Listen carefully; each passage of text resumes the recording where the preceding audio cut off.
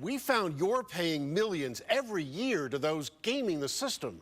Some are even getting paid to sit in prison. But we found most are cashing unemployment checks while secretly holding down jobs. Mr. Alexander, I'm with News Channel 5. I'd like to ask you a few questions about unemployment compensation fraud, if I could.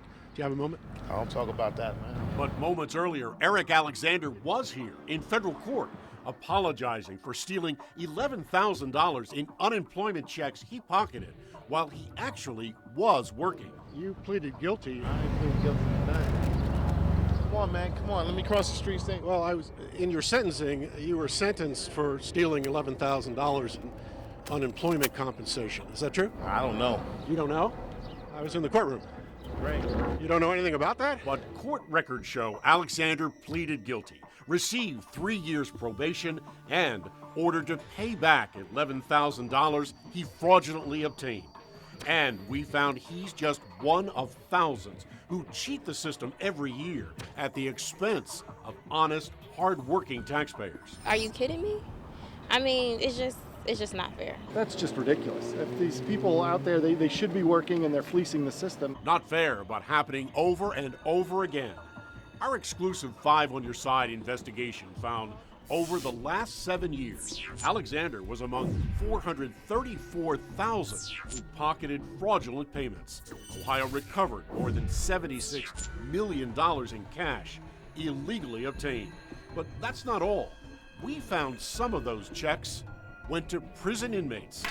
We found more than 200 convicted criminals claimed more than $238,000 in unemployment checks last year, all while sitting behind bars.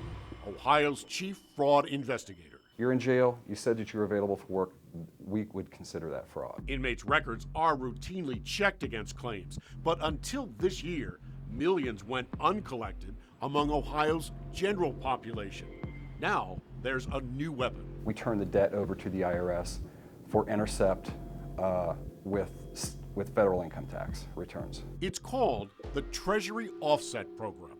And just this year, it recovered $34 million from more than 21,000 who scammed the system. We've been after this through other collection activities in the past. This has been the most successful to us. And it's hurting a compensation fund that's already running out of cash. Ohio spent $1.8 billion last year to help honest taxpayers who were out of work, but it's spending far more than it's taking in, forcing companies to pay even higher taxes. Certainly hurts, and any efforts to reduce that fraud would be very helpful for businesses in this world they live in with the regulations and the taxes they have. Meanwhile, Eric Alexander, like most, will be expected to pay back the $11,000 he stole. Mr. Alexander, will you be able to pay that back? Have a great day. And last year, Ohio prosecuted a record 127 individuals for unemployment fraud, 271 over the last 5 years. I'm Chief Investigator Ron Regan.